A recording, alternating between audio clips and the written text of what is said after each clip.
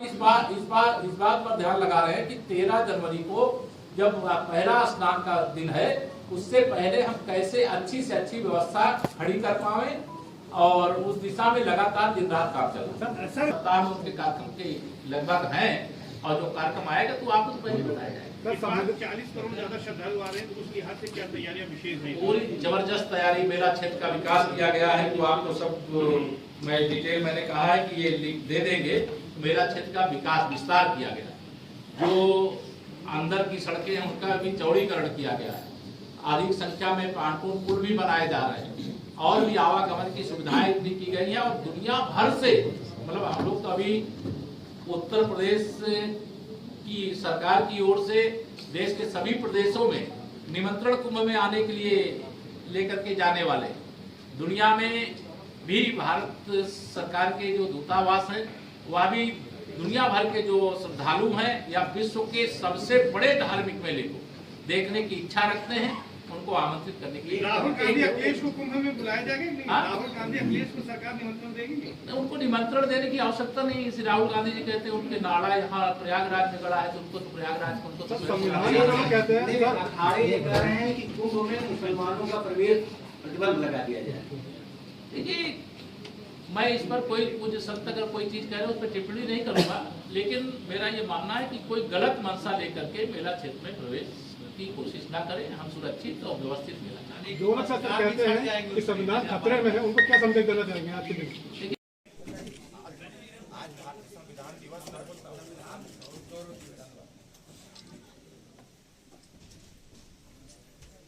तो आज सरकार के साथ वार्ता में सबसे पहले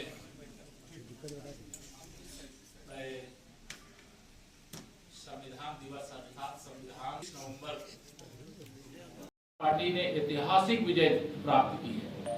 जैसे हम लोग 2017 में 323, 2014 के लोकसभा में 73 लोकसभा, तो सारे रिकॉर्ड महाराष्ट्र ने भी तोड़ा। झारखंड में अब थोड़े अंतर से पिछड़ गए और जहां जहां उपचुनाव थे उसमें राजस्थान में भी बहुत अच्छा प्रदर्शन हुआ, बिहार में भी हमारे गठबंधन के साथी बहुत अच्छी जीत हासिल किए और उत्तर प्रदेश आपके सामने। यह राजनीतिक दृष्टिकोण से, प्रयागराज के विकास की दृष्टि से आप सब अवगत हैं। अभी मैं एयरपोर्ट से ही आ रहा हूँ। हमारा एयरपोर्ट का विस्तारीकरण हो रहा है, जो प्रयाग के लिए बहुत बड़ी उपलब्धि है। हमारा प्रयागराज का रिंग रोड बन रहा है, जो प्रयागराज के लिए बहुत बड़ी उपलब्धि है। प्रयागराज का गंगा जी का 6 लेन का ब्रिज फाफा मऊ की तरफ से बन रहा है। ये बहुत बड़ी प्रयागराज की अनेक पीढ़ियों के लिए उपलब्धि है। हमारा जो आगे का विजन है उसको अभी बताने का विषय नहीं है, लेकिन अभी मेरे मन में जरूर है, मैं इसके लिए भरसक प्रयास भी कर रहा हूँ कि शंकरगढ़ में 2000 एकड़ से ज्यादा जो लैंड है, जहाँ रिफाइनरी के लिए अधिग्रहण तो हुआ था लेकिन वह धरातल पे नहीं उतरा, उसको लेकर के मैं बहुत गंभीर प्रयास कर रहा हूँ। मुझे उम्मीद है कि आने वाले समय में यहाँ लाखों लोगों के रोजगार का रास्ता साफ होगा। दूसरा, हमारा जो पर्डिला का जो एयरपोर्ट है, वहाँ डिफेंस की कोई ऐसी इंडस्ट्री आ जाए जिससे वहाँ पर भी गंगा पार की तरफ भी बहुत सारे लोगों को रोजगार मिले। तीसरा, हमारा पर्यटन का हब प्रयागराज और कौशाम्बी को जोड़ करके हम देखें तो पर्यटन का एक हब बन करके रहेगा और बहुत बड़ी संख्या में इससे भी रोजगार सृजित होंगे।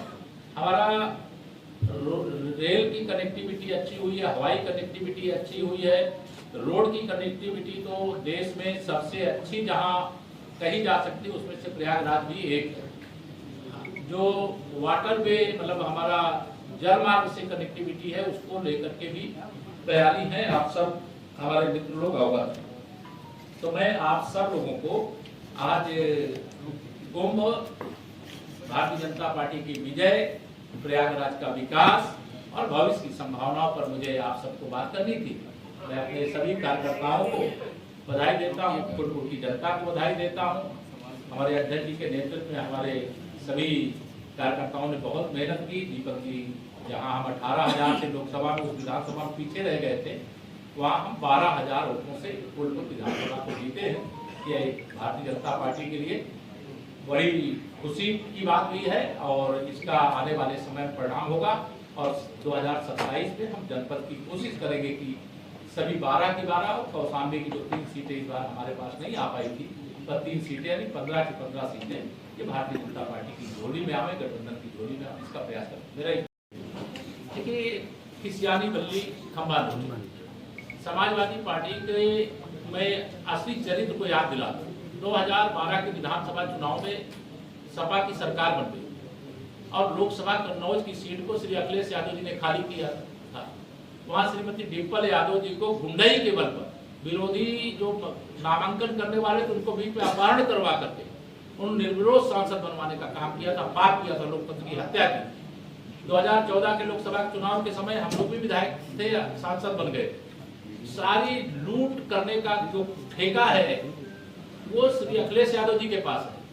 इसलिए मैं उनको कहता हूं कि ये पूरी तरह से गुंडों, अपराधियों, माफियाओं के बल पर, दंगाइयों के बल पर यह लूट करने वाले हैं। जैसा जो करता है वैसा दूसरे के बारे में सोचता है। हमें जनता का आशीर्वाद प्राप्त है, हम नारा लगाते रहे, 100 में 60 हमारा है, 40 में बंटवारा है, बंटवारे में भी हमारा है, ये हम नारा लगाते रहे और वो जनता का समर्थन मिला। 52% से अधिक हमें मत मिला है और उसको वो हजम नहीं कर पा रहे। 27 में मुख्यमंत्री बनने के सपने देख रहे थे और उनको लग रहा है कि उनकी सांसदी बची इसलिए रहेगी कि लोकसभा का चुनाव 29 में होना है, लेकिन अभी उत्तर प्रदेश में समाजवादी पार्टी समाप्तवादी पार्टी बनने की। सर अखिलेश यादव जी ने जो है एक वीडियो एक तो देश ने अभी आरोप लगाया कि हमको जाने से वहाँ संभल में रोक लिया गया अखिलेश यादव, और दूसरा ये है कि महाकुंभ में काम तो बहुत हो रहा है, भले लोग जाम में फंस रहे हैं 1.5-2 घंटा, लेकिन काम की क्वालिटी एश्योर कैसे होगी,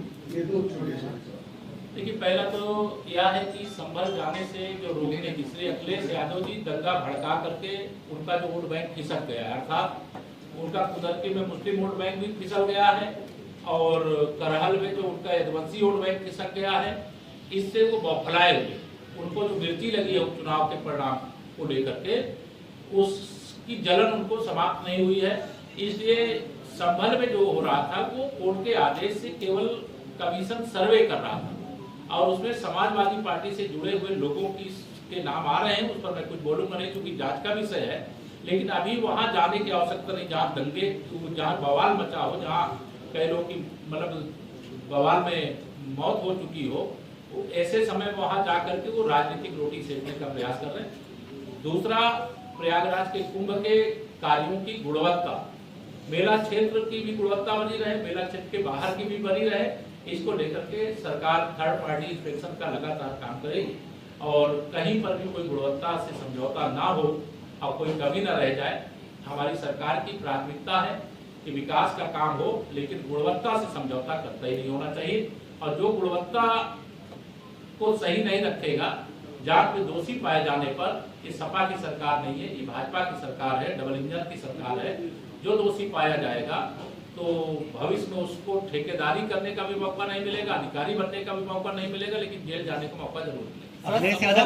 से कोई कनेक्शन लग रहा है? देखिए वहाँ सर्वे का काम चुनाव के पहले भी चल रहा था, चुनाव के बाद भी चल रहा था। ये समाजवादी पार्टी का मैंने कहा कि मैं उस पर अभी टिप्पणी नहीं करना चाहता, जांच चल रही है, मुकदमा लिखा गया है, उनका सांसद उसमें अभियुक्त बना हुआ है। तो उनको यह सोचना चाहिए कि समाजवादी पार्टी पर ये उंगली क्यों उठ रही है, क्यों जांच में वो दोषी पाए जा रहे हैं। मतलब यह जो घटना है उसका क्या कनेक्शन है, वो सब धीरे जांच के आधार पर सामने आया। एक सवाल मेरा है, ये जो है अंदर पुल के नीचे से लोग घूम के आते थे, अब वो रास्ता बंद कर दिया गया, तो क्या इस तरह के कार्यों पे सरकार नजर नहीं दे रही? नजर रखी जाएगी, कहीं कोई गलती होगी तो उसको सुधार भी किया जाएगा, लेकिन अगर कोई निर्माण कार्य जब तक चल रहा है तब तक कोई मुझे लगता निष्कर्ष निकालने की जरूरत नहीं है। जन सुविधाओं के लिए ही, चाहे ब्रिज बन, आरओबी बन रहे हो, चाहे फ्लाईओवर बन रहे हो, चाहे मार्ग बन रहे हो, वो जन सुविधाओं को ध्यान में रखकर 74 वर्ष पूरे होने पे 75वें वर्ष यानी अमृत वर्ष में प्रवेश कर रहे हैं। अभी लखनऊ में सुबह ही मुख्यमंत्री जी और हमारे उप मुख्यमंत्री जी सबके साथ एक कार्यक्रम करके तब मैं यहाँ पर आया हूँ। तो सबसे पहले मैं संविधान दिवस की समस्त प्रयागवासियों को, प्रदेशवासियों को, देशवासियों को बधाई देता हूँ। एक और आज 26/11 ऐसा दिन है कि मुंबई में एक बड़ा आतंकवादी हमला, इसमें हमारे बहुत सारे वीर जवान भी और बहुत सारे नागरिकों की, निर्दोष नागरिकों की निर्मम हत्या आतंकी हमले में की गई थी, उसकी भी बरसी है। जिन लोगों ने देश की रक्षा के लिए और आतंकवादी हमले में अपने प्राणों को न्यौछावर किया था, उनको सबको श्रद्धांजलि भी देता हूँ। मैं आज हमारे इधर साथ में महानगर के अध्यक्ष राजेंद्र जी, गंगा पार्क की अध्यक्ष बहन कविता जी, यमुना पार्क के अध्यक्ष विनोद प्रजापति जी, हमारे महापौर गणेश केसरवानी जी, हमारे विधायक गुरु प्रसाद मौर्य जी, अभी नवनिर्वाचित विधायक, जिनका विशेष आज जिनको बधाई देने के लिए मैं आप लोगों को बुला लिया, क्योंकि आपको दीपक पटेल जी को फूलपुर विधानसभा में कमल का फूल लोगों ने खिला दिया, उसके लिए दीपक जी और गुप्ता जी और सभी हमारे पार्टी के पदाधिकारीगण हैं। मैं आज मैं समझ सकता हूं कि कुछ अभी काम अधूरे होंगे, तो आज देखेंगे और वह समय से पूरे हों, इसकी ओर जो भी आवश्यक निर्देश होगा वो दिया जाएगा। दिन रात काम करेंगे, लेकिन तीर्थयात्रियों की हर सुविधा का ख्याल रखा जाएगा। अरे एक बार रख लीजिए आप लोग, पहले रखना चाहिए, नहीं बार बार कर रहे हैं। अब बताना कोई, अब मैं कर लेना। आपके पास यद्यपि संपूर्ण यहाँ जो कुंभ के मेले की दृष्टि से विकास के कामों पर निवेश किया जा रहा है वह डेटा होगा, लेकिन मैं सूचना अधिकारी जो यहाँ के हैं उनसे कहूँगा कि आपको उसका डिटेल प्रिंट मेरे पास है, मैं एक पढ़ करके भी बोल सकता हूँ, लेकिन अच्छा ये रहेगा। बातचीत ना करोगे, बाइट न दीजिएगा, सब आईडी रख दिए हैं, कोई बोल के हाँ हमें जाना भी जल्दी में। जब आप रख दिया आईडी तो बाइट न दीजिएगा, दे देते हैं यहाँ के, क्या करते हैं यहाँ के लोग ना, न दीजिएगा। तो मैं आप सबको जो विकास के कार्य यहाँ पर हो रहे हैं उसका डिटेल विवरण आपको रिटर्न में यहाँ सूचना अधिकारी के द्वारा उपलब्ध करा दिया जाएगा। मैं सबसे पहले तो प्रयागराज का जो कुंभ है वो है प्रियंका वाड्रा जी, श्री अखिलेश यादव जी, तीनों सांसद हो गए। मतलब इनकी सबकी पीड़ा संभल के अंदर जो बवाल हुआ है उसको लेकर के नहीं है, जो इनकी करारी पराजय हुई है उससे ये बौखलाए हुए, ये बौखलाहट में दिए जाने वाले बयान हैं। अभी ये मान लीजिए कि राहुल गांधी जी जो झूठ बोलने की ऑटोमेटिक मशीन, देश के प्रधानमंत्री जी के प्रति निरंतर आप शब्दों का प्रयोग करते हैं, और जब वो प्रधानमंत्री जी को गाली देते हैं तो देश को 140 करोड़ जनता को गाली देते हैं। आज कांग्रेस की क्या हैसियत हो गई कि नेता प्रतिपक्ष भी उनका महाराष्ट्र में नहीं बन पा रहा, तो यह उनको आप मंथन करना चाहिए, आप चिंतन करना चाहिए। भाजपा मतलब सुशासन की गारंटी, सुरक्षा की गारंटी, विकास की गारंटी, लेकिन अराजकता फैलाने का काम अगर सफाई करेंगे तो खामियाजा भी भुगतेंगे। अखिलेश यादव एक बार दौर करें कि उपचुनाव की गड़बड़ी छिपाने के लिए बीजेपी ने दंगा कराया है। श्री अखिलेश यादव जी चूंकि दंगा मशीन चलाने वाले रहे हैं, उनके शासनकाल में पूरा प्रदेश ही दंगा प्रदेश बन गया, इसलिए उनके इस प्रकार के बयानों को और पहले के बयानों को सब निकाल करके देखेंगे तो उनके बयान सदा गैर जिम्मेदाराना लगते हैं। जब उनको शांति बनाए रखने की अपील करना चाहिए, उस समय वो लोगों को भड़काने के लिए कोशिश कर रहे हैं। तो श्री अखिलेश यादव जी का राजनीतिक भविष्य इसीलिए संकट में। अच्छा, 2025 का जो महाकुंभ चल रहे हैं उसमें कई ब्लैक, आप में से कई मेरे पत्रकार साथी 2013 में तो समाजवादी पार्टी सरकार के समय कुंभ हुआ था, उसकी अव्यवस्था, उसकी दुर्दशा, उस कुंभ के समय जो दुर्घटना जिसमें श्री अखिलेश यादव जी मुख्यमंत्री थे और मोहम्मद आजम खां के भरोसे पूरे कुंभ को छोड़ दिए थे, और कई हमारे तीर्थयात्रियों को उस समय जान भी गंवानी पड़ी थी।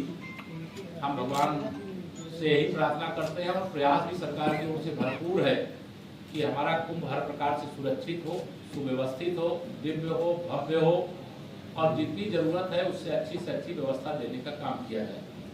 दूसरा, अभी विधानसभा के जो उपचुनाव जिसमें फूलपुर विधानसभा से श्री दीपक पटेल जी सहित हमारे 7 विधायक, 6 भारतीय जनता पार्टी के, एक हमारे गठबंधन दल के, राष्ट्रीय लोक दल के, मीरापुर जो विधानसभा थी वहां से मित्रेश पाल जी वहाँ भी विधायक बनकर के आई हैं। और सबसे बड़ा मतलब आश्चर्यचकित करने वाला हमारे लिए कुंदरकी में बहुत बड़ा समर्थन मुस्लिम मतदाताओं को भी भारतीय जनता पार्टी को मिला है और वहां हमारे प्रत्याशी लगभग 1.5 लाख वोटों से जीते। तीसरा करहल विधानसभा, जिसे 2022 में श्री अखिलेश यादव जी 67,000 लगभग वोटों से जीते थे। इस बार उनकी जीत, सपा की जीत जो है 14,000 पर आके सिमट गई है।